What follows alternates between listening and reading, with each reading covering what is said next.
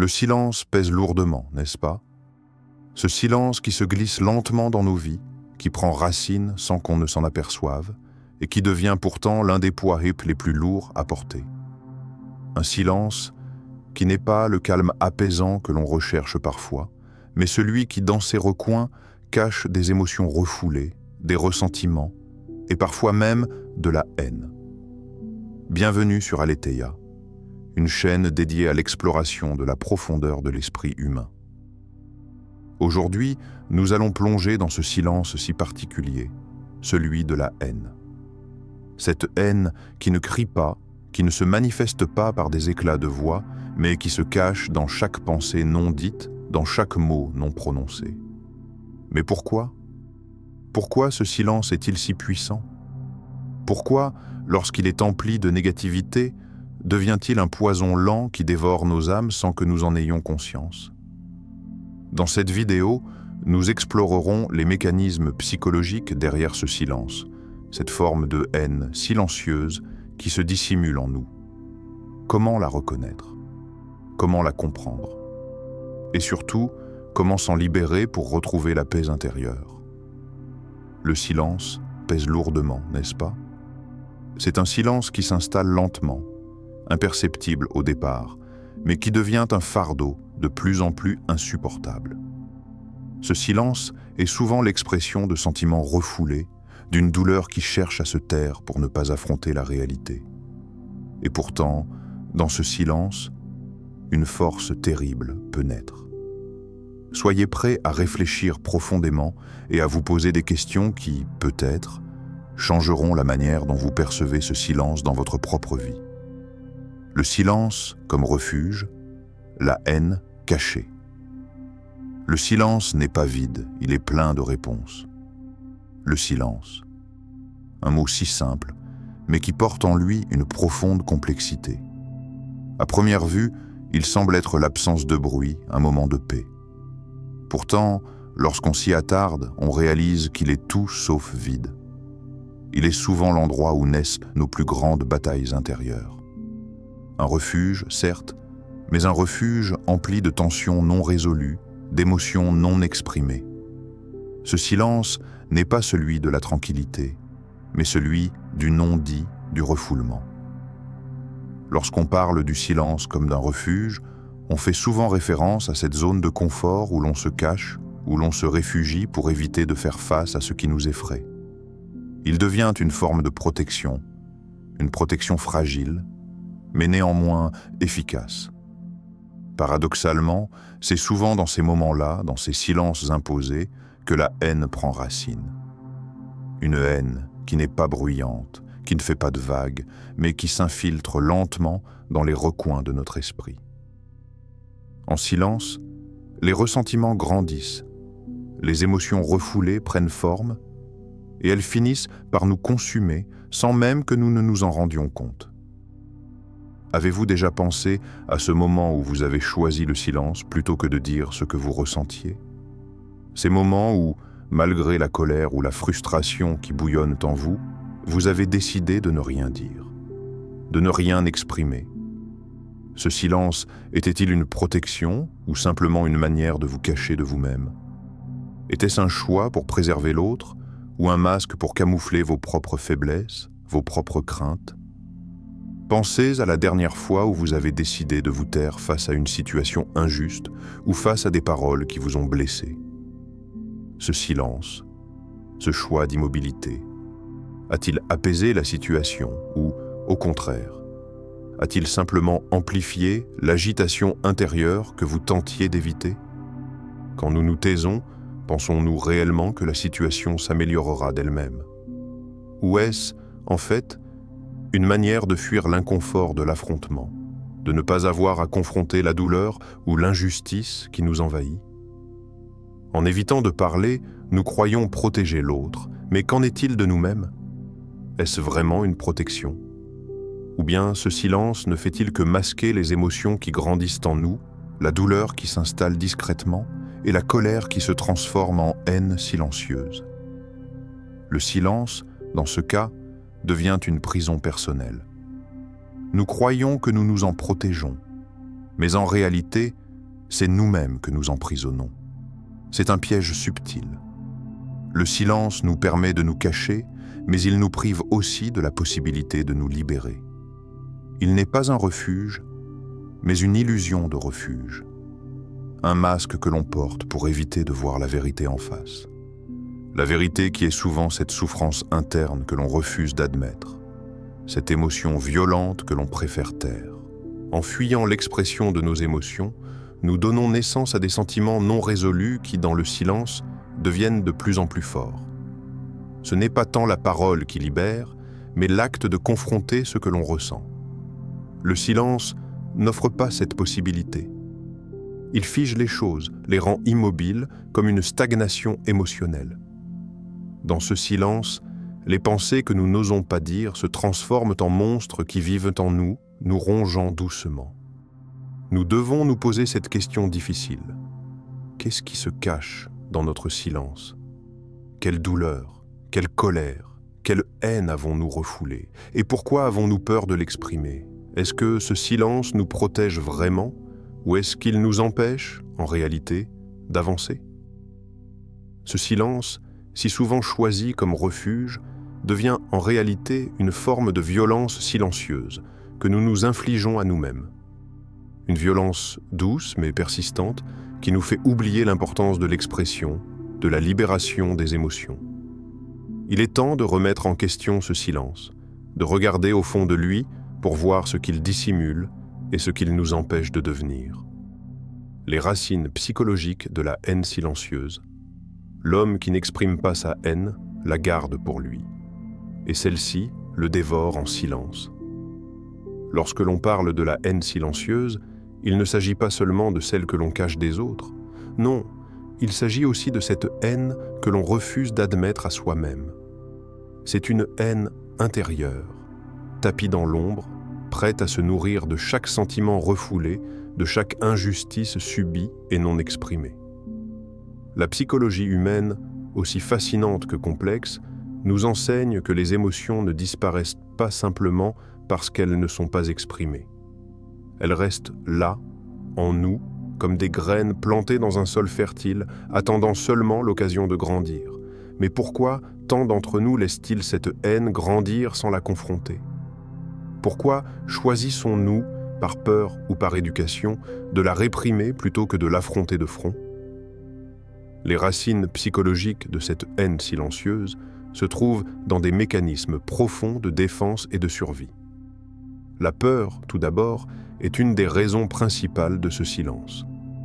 La peur de la confrontation, la peur de la violence qu'un mot mal placé pourrait engendrer, la peur de la rupture des relations humaines. Nous croyons que garder le silence nous permettra d'éviter ces conséquences dramatiques. Mais en réalité, ce silence n'est que le terreau d'une colère qui finira par éclater à un moment ou à un autre. Prenons un instant pour réfléchir à cette question. Quelles émotions avez-vous évité d'exprimer dans vos relations les plus proches? Quelles petites brèches d'injustice avez-vous laissé se refermer sans les traiter, pensant que tout allait s'arranger avec le temps? C'est dans ces moments précis que la haine silencieuse prend racine. Ce n'est pas la grande explosion de colère que l'on imagine, mais un lent, silencieux processus de construction interne qui, au fil du temps, crée des fractures émotionnelles profondes. La peur d'affronter la réalité de nos émotions et de les exprimer nous empêche de les guérir. C'est un mécanisme de protection primaire que l'on adopte sans même s'en rendre compte. Nous croyons qu'en dissimulant nos sentiments de colère ou de frustration, nous évitons le chaos. Mais c'est une illusion, parce que plus nous réprimons ces sentiments, plus ils prennent de l'ampleur dans notre subconscient. Chaque pensée négative, chaque ressenti non exprimé s'accumule, créant une pression interne de plus en plus insupportable. Dans une société où les émotions sont souvent perçues comme des signes de faiblesse, il est tentant de réprimer ce qui pourrait nous faire paraître vulnérables. Le regard des autres, la peur d'être jugé, la crainte de perdre l'estime de ceux que l'on aime, nous poussent à enfouir nos ressentiments. Mais alors, cette haine ne fait plus seulement partie de notre passé, elle devient une partie de nous, insidieuse, invisible, mais omniprésente. Elle se cache dans chaque interaction, dans chaque silence, dans chaque geste maladroit. Cela soulève une question fondamentale. Est-ce vraiment plus sain de réprimer nos émotions que de les affronter? La répression, bien que souvent vue comme une forme de maîtrise, est en réalité une forme de sabotage intérieur. Chaque émotion ignorée, chaque frustration gardée pour soi, nous éloigne de nous-mêmes. Plutôt que de nous renforcer, elle affaiblit notre bien-être mental et émotionnel, créant des tensions internes qui finissent par affecter notre comportement et notre santé. Il est aussi important de se demander pourquoi nous nous interdisons d'être honnêtes avec nous-mêmes. Pourquoi la peur d'une confrontation, même intérieure, nous paralyse-t-elle au point d'ignorer notre propre douleur? La haine silencieuse trouve ses racines dans cette incapacité à accepter et à affronter nos émotions. Elle devient un fardeau que nous portons inconsciemment, croyant que le silence nous protège. Mais ce silence devient en réalité une source de souffrance prolongée. Si la haine ne se manifeste pas par des actes violents ou des paroles agressives, elle se cache dans des endroits plus subtils, dans le regard fuyant d'une personne qui ne veut pas affronter ses peurs, dans la froideur d'un sourire qui cache une frustration profonde. Ces petites dissonances, ces petites fractures s'accumulent et nourrissent une forme de violence plus pernicieuse encore. Une violence intérieure qui s'exprime par des mots physiques, par de l'anxiété, par des comportements autodestructeurs. Le plus grand piège de la haine silencieuse était qu'elle nous incite à penser que l'on contrôle la situation en la gardant sous silence. Mais en réalité, elle nous contrôle en retour. Elle nous manipule, nous contraint à vivre sous son joug, à nous éloigner de nos véritables sentiments, à créer des masques pour nous-mêmes et pour les autres. Plus longtemps nous restons dans ce silence, plus grande devient la distance entre ce que nous ressentons réellement et ce que nous choisissons de montrer. La clé pour briser ce cycle n'est pas de réprimer encore davantage, mais d'accepter que la confrontation avec nos émotions, aussi douloureuse soit-elle, est la seule voie vers la libération. Accepter que la haine, tout comme l'amour, a besoin d'être exprimée pour exister pleinement. C'est dans l'expression que se trouve la guérison, dans l'acceptation de ce que nous ressentons profondément, que nous pouvons commencer à nous libérer de ce poids silencieux. Les conséquences du silence. Quand la haine devient autodestructive, le silence peut être plus destructeur que n'importe quel mot. Le silence, qui semblait être un havre de paix au début, se transforme progressivement en une cage invisible. Ce qui commence comme une tentative de préservation, un moyen de ne pas exacerber les choses, devient une spirale descendante qui nous entraîne de plus en plus loin dans une forme de violence intérieure. En gardant le silence, nous évitons l'affrontement extérieur. Mais paradoxalement, nous nous exposons à une destruction bien plus subtile et insidieuse, celle de notre propre être. Les conséquences du silence ne se manifestent pas immédiatement. Au départ, nous ressentons peut-être un léger soulagement, une illusion de contrôle sur nos émotions et sur la situation. Mais, avec le temps, ce silence se fait plus lourd. Comme une pierre que l'on porte constamment sur le cœur, il finit par peser sur notre moralité, notre bien-être et nos relations. Il s'infiltre dans notre quotidien, dans les interactions avec nos proches, créant des fractures invisibles qui nous éloignent peu à peu de ce que nous sommes réellement. Ce silence, qui nous semblait protecteur, devient une forme de réclusion. Nous nous enfermons dans une bulle de ressentiment, dans une prison de nos propres émotions. Cette haine, qui était initialement dirigée vers l'extérieur, se tourne lentement contre nous. En refoulant nos émotions, en ne les exprimant pas, nous finissons par les nourrir. Elles grandissent, se multiplient, se transforment. Ce qui était une simple frustration devient une amertume profonde, puis un poison silencieux qui dévore nos pensées. Pensez un instant à ce moment où vous avez choisi de garder le silence, au lieu de confronter une situation qui vous dérangeait profondément. Ce silence, cette absence d'expression, n'a-t-elle pas commencé à ronger votre paix intérieure? N'est-ce pas en gardant pour vous des émotions non dites que vous avez nourri en vous une colère sourde, une frustration qui s'est lentement cristallisée? Ce silence peut, en effet, paraître inoffensif, mais il a un pouvoir dévastateur. Il déforme lentement la manière dont nous nous percevons, et progressivement, il nous transforme. En évitant de parler, en évitant d'affronter ce qui nous dérange, nous créons des fissures dans notre identité.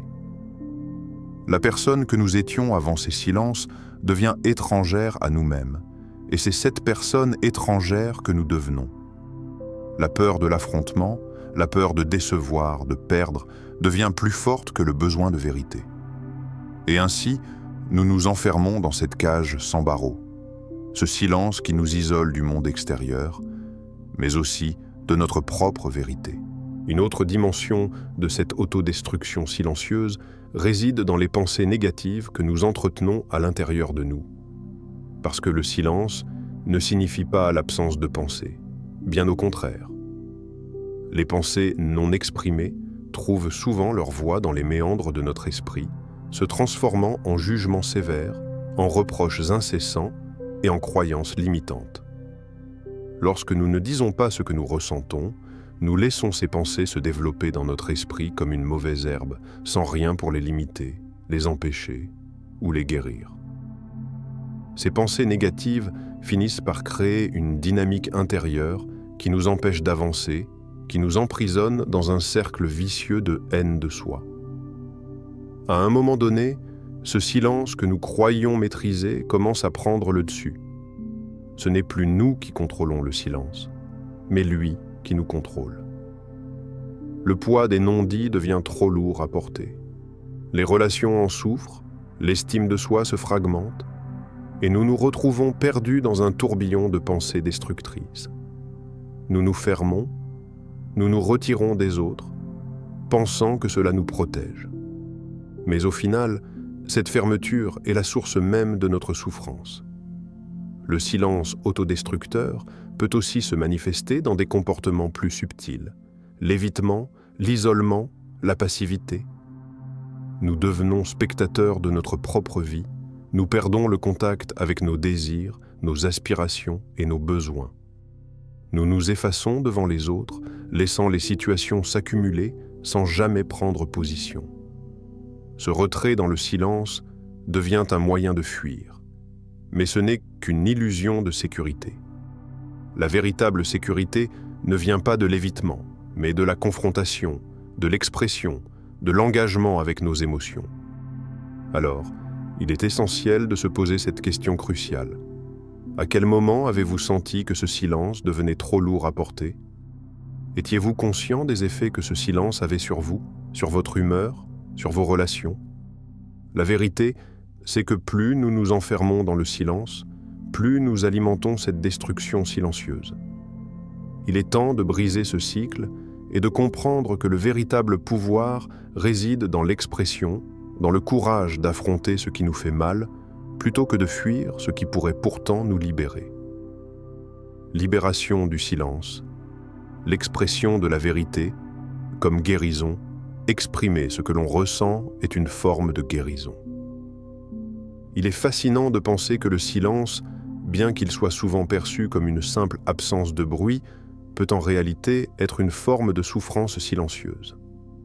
La vérité, elle, cherche toujours à se faire entendre, même dans les recoins les plus sombres de notre âme.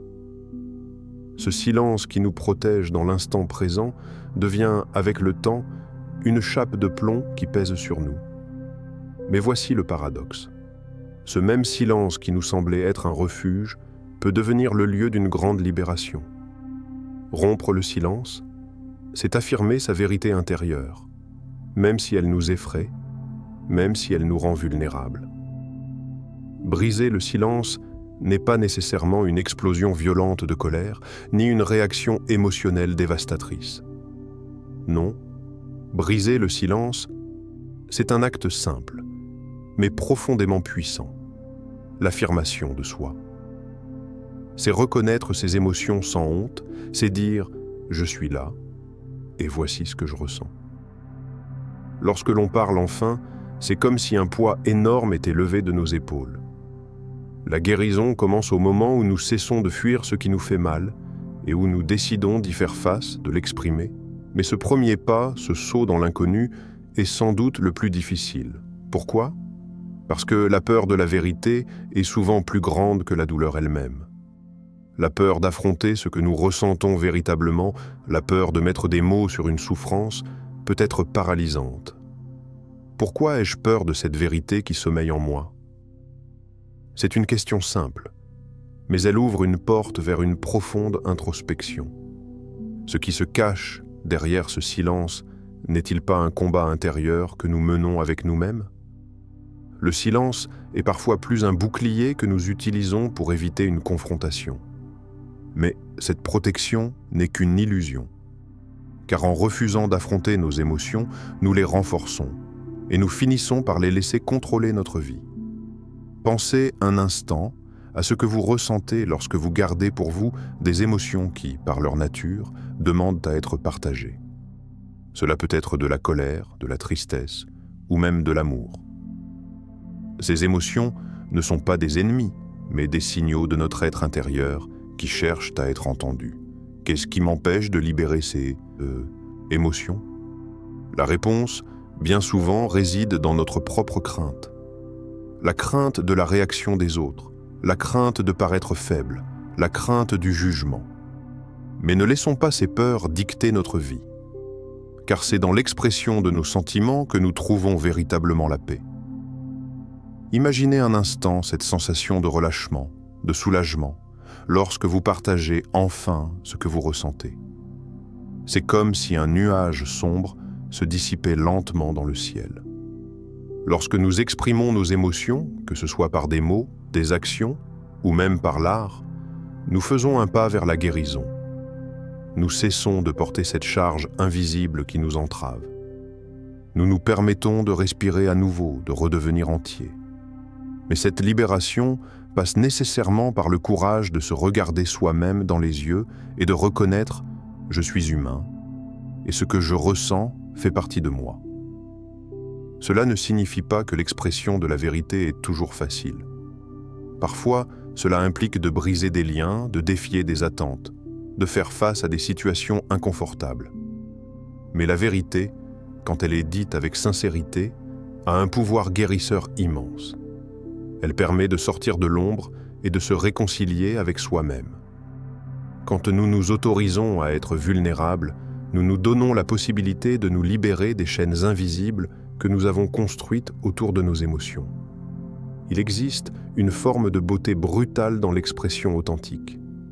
C'est là que réside la force véritable, non pas dans le contrôle, mais dans la capacité à être honnête avec soi-même et avec les autres. Chaque mot, chaque geste qui vient de cette vérité exprimée est un acte de guérison. Cela ne veut pas dire que tout devient immédiatement facile, mais cela ouvre la voie à une transformation progressive. Alors, posons-nous cette question essentielle. Qu'est-ce qui m'empêche de parler ? Pourquoi suis-je encore coincé dans ce silence qui m'étouffe ? Ce silence n'est pas la paix, c'est la stagnation. C'est en brisant ce silence que nous trouvons un chemin vers la véritable liberté émotionnelle. Ce chemin peut être difficile, parfois douloureux, mais il est nécessaire. C'est en affirmant ce que nous ressentons, même lorsque cela nous semble insurmontable, que nous amorçons notre guérison. Briser le silence, c'est le premier acte de libération. C'est un acte de courage, un acte qui nous rappelle que nous avons le droit de vivre pleinement, d'exprimer nos émotions sans peur ni honte. Chaque parole prononcée, chaque vérité partagée est une étape vers un soi plus libre, plus authentique, plus entier. La guérison ne commence pas dans l'évitement, mais dans l'acceptation. Écoutez le silence pour s'en libérer. Il est parfois nécessaire de faire silence pour entendre la vérité. Le silence, loin d'être une simple absence de son, peut en réalité être une force profonde, une forme de communication silencieuse qui attend d'être entendue. Beaucoup perçoivent le silence comme un vide, une pause entre les mots ou les actions. Mais si nous prêtons véritablement attention, nous réalisons que ce silence est bien plus que cela. Il porte un message souvent dissimulé dans les coins sombres de notre esprit, attendant que nous prenions le temps de l'écouter. Quand nous choisissons de nous taire, ce n'est pas toujours par choix rationnel. Parfois, c'est une réaction instinctive, une fuite face à des émotions trop intenses pour être exprimées. Mais ce silence, au fond, n'est pas un simple rejet de l'expression. C'est un cri silencieux de l'âme, un appel à la réflexion intérieure. C'est la haine, la frustration, la tristesse qui s'expriment dans les espaces vides entre les mots. Elle est là, non pas dans ce que nous disons, mais dans ce que nous taisons. Et à travers ce silence, c'est un message que nous nous envoyons à nous-mêmes, nous invitant à poser des questions essentielles sur notre propre état émotionnel. Que ressentons-nous vraiment quand nous choisissons de rester silencieux ? Ce silence est-il une forme de passivité, une manière de fuir l'affrontement ? Ou est-ce un cri intérieur que nous n'osons entendre ? Le silence n'est-il pas, en vérité, une forme de résistance ? Une résistance contre la vérité qui se cache derrière nos émotions ? Trop souvent, nous croyons que ce silence nous protège des souffrances. Mais ce que nous ignorons, c'est que ce silence peut aussi être un bouclier fragile qui se brise au moindre vent de vérité. Le silence peut être une illusion de sécurité, une fuite en avant déguisée en protection. La véritable force du silence réside dans sa capacité à nous révéler ce que nous ne voulons pas voir, ce que nous refusons de comprendre. Il est facile de se cacher derrière le mutisme, de se dire que tout va bien tant qu'on ne dit rien. Mais ce silence ne résout rien. Il ne fait que repousser les problèmes, les refoulant dans les recoins sombres de notre esprit, où ils attendent, silencieux, de revenir à la surface. Et un jour, ils reviendront, inévitablement, plus forts, plus menaçants. Cependant, si nous apprenons à écouter ce silence, à comprendre ce qu'il nous dit, il devient alors un outil puissant de transformation. Ce silence, loin d'être un vide, devient une forme d'introspection. Lorsque nous décidons d'écouter ce qu'il cherche à nous dire, nous entrons dans un processus de découverte de soi. Nous nous confrontons à ce qui nous dérange, à ce qui nous fait souffrir, mais aussi à ce qui pourrait nous libérer. Le silence devient alors un miroir, reflétant notre propre vérité, celle que nous cherchons à éviter. Mais en écoutant cette vérité, aussi inconfortable soit-elle, nous amorçons le chemin de la guérison. Le défi n'est pas seulement de sortir du silence, mais de comprendre ce qu'il contient. Ce silence, qui semble nous engloutir, est en réalité un espace de réflexion, un espace de rencontre avec soi-même. Nous devons cesser de le fuir et commencer à l'interroger. Qu'est-ce que je cherche à cacher en moi ? Que dissimule ce silence ? Chaque pause, chaque moment où nous nous taisons est une invitation à la réflexion. Le silence ne parle pas directement, mais il murmure des vérités que nous devons apprendre à entendre. La question essentielle à se poser n'est pas comment sortir du silence, mais qu'est-ce que ce silence cherche à me dire ? Lorsque nous prenons le temps d'écouter, ce silence devient notre allié, non plus un fardeau, mais une porte d'entrée vers une meilleure compréhension de nous-mêmes. Le silence, au lieu de nous paralyser, devient une source de pouvoir intérieur. Il nous permet de nous recentrer, de reconnaître nos émotions et d'agir en connaissance de cause. Ce n'est que lorsque nous avons pris conscience de ce que nous ressentons, de ce que nous avons enfoui, que nous pouvons commencer à nous en libérer. Ce silence peut être transformé, mais seulement si nous lui donnons la parole. Nous devons apprendre à l'interroger, à le décoder, à le comprendre. Lorsqu'il est écouté et interprété correctement, il ne nous détruit pas, mais nous guide. Il nous aide à découvrir qui nous sommes réellement et à nous affranchir des chaînes invisibles que nous avons forgées avec nos propres peurs et non-dits. Le silence, loin de nous enfermer, devient une invitation à la vérité. Ainsi, La question n'est pas de fuir ce silence, mais de l'accueillir, de l'écouter et de le transformer en un outil de libération. Parce que la véritable guérison commence quand nous cessons de fuir nos propres émotions et que nous nous permettons d'entendre ce qu'elles ont à nous dire. Ce silence peut alors devenir la clé pour ouvrir la porte de notre liberté intérieure. Ainsi, nous avons vu que le silence, lorsqu'il est chargé de haine, peut être l'un des fardeaux les plus lourds que nous portons. Il nous empêche de guérir, de comprendre, et surtout de nous comprendre nous-mêmes. Mais il n'est jamais trop tard pour rompre ce silence. Nous avons tous le pouvoir de libérer nos émotions, de les exprimer et de guérir par la parole. La prochaine fois que vous vous retrouverez face à ce silence pesant, rappelez-vous, vous avez le droit de parler, vous avez le droit de libérer votre vérité. Si ce message vous a touché, si vous avez ressenti que vous aussi, vous étiez prêt à briser ce silence, abonnez-vous à la chaîne pour ne manquer aucune réflexion profonde. Cliquez sur la cloche pour être alerté de nos nouvelles vidéos et partagez vos pensées en commentaire. Quelle vérité avez-vous cachée dans le silence? Nous serions ravis de vous lire.